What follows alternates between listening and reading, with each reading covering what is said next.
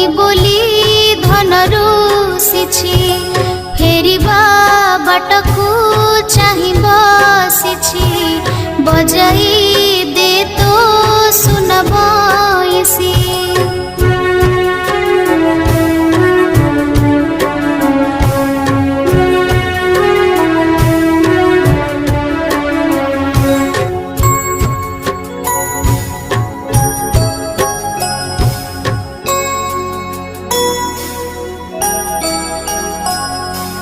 बुझाइले जेते बुझुनी सिए केते कथा मते पचारी जाए सब कथारे मु उत्तर दिए बइसी पाखरे ता मन